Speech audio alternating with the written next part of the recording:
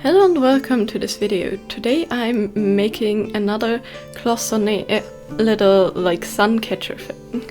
Now I've used this kind of technique before where you use like broader wires to make basically a base shape and then I filled it in with resin.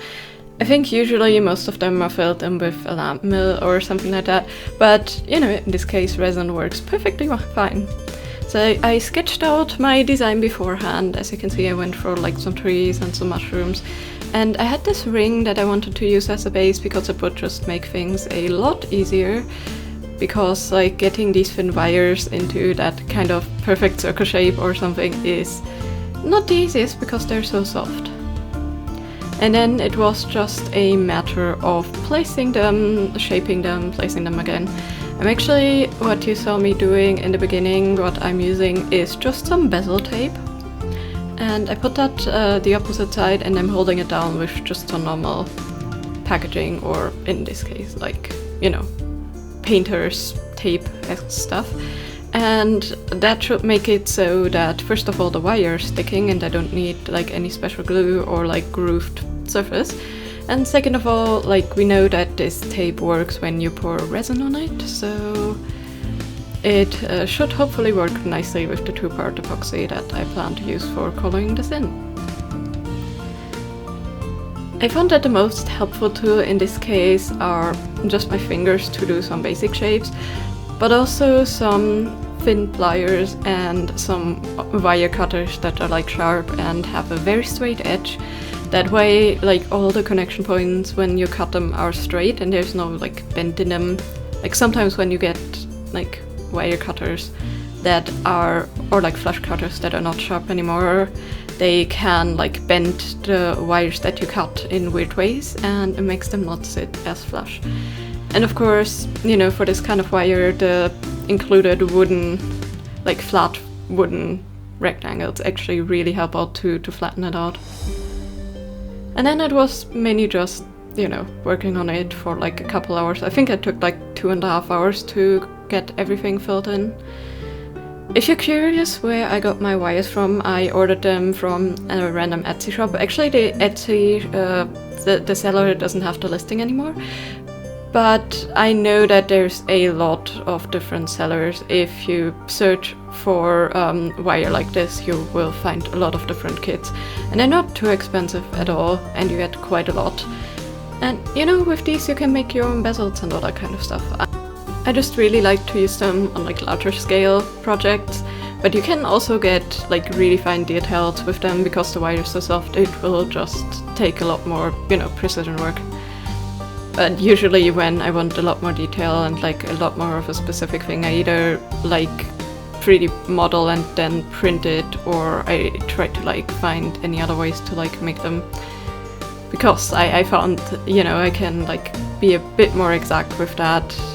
And I don't have the feeling that, like, you know, with Cloisonné it's like really hard to keep the wires from falling over sometimes when you're working on like small cramped spots. When you like put one wire, like you have the feeling that another one topples over. So especially on these like straight lines, it was always like really hard to keep them that way. I have the feeling on like smaller scales it's always a bit more pressure to like not move anything around too much.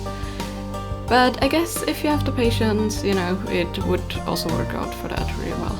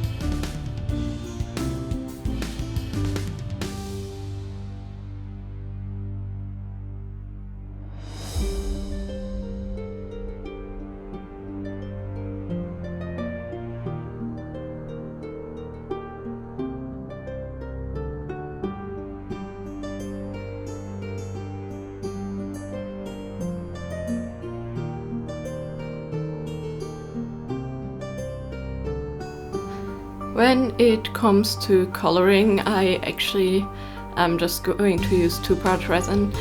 This surface is pretty decently large, and I fear that first of all it's supposed to be sun catcher, and I noticed that my UV resin definitely yellows after a while. And second of all, like, I was fearing that it may flash cure or like warp, because I had that happen previously. I thought the red was more potent when I mixed it, but apparently it wasn't potent enough, so the mushroom is gonna be a bit more lighter in color. Also, the brown I chose for the like mushroom on the tree was actually supposed to be a bit less reddish, but I guess, you know, it's totally fine. It's like natural woodlandy colors, it all fits. But yeah, I found that with mica powders, when you mix them in the resin, like the colors can change quite drastically.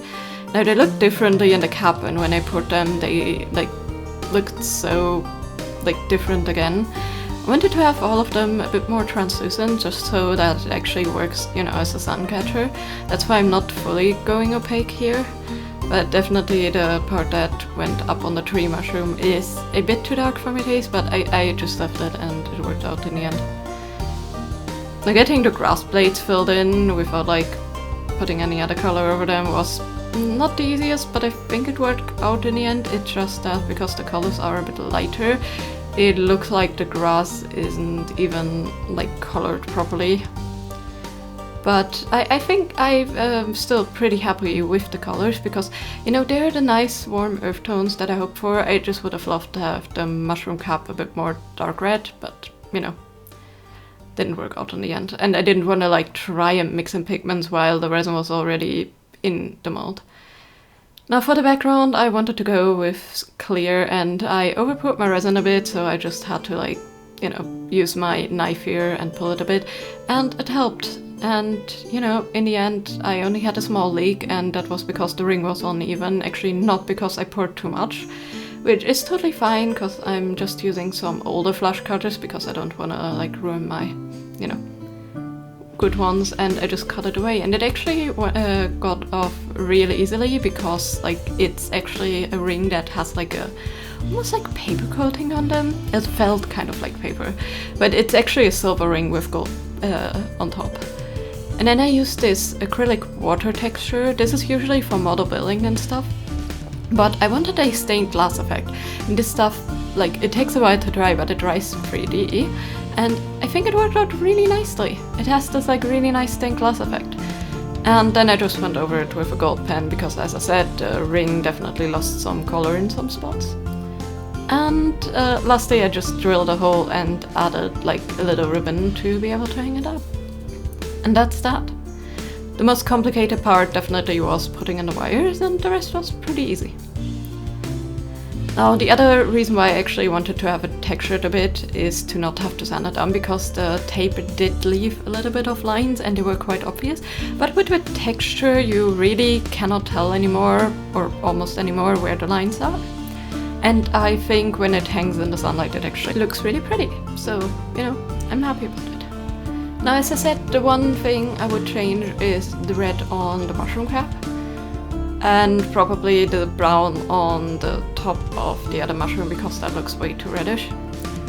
Like, that would have been the red I would have preferred on the mushroom cap, but I guess it turned out that way. Next time I would probably either use pigment dyes or powders, but I really wanted to have the like shimmer in the sun from the mica powders.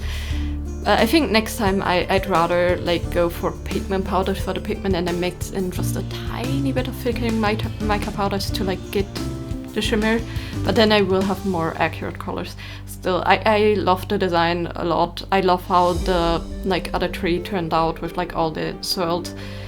The one tree is supposed to be a bit larger, that's why it has like less of the like tree texture. But overall, I think it was super nice. And again, you can make any design you want with these, and you know, besides it taking a while, quite a while, it's actually definitely an easier craft.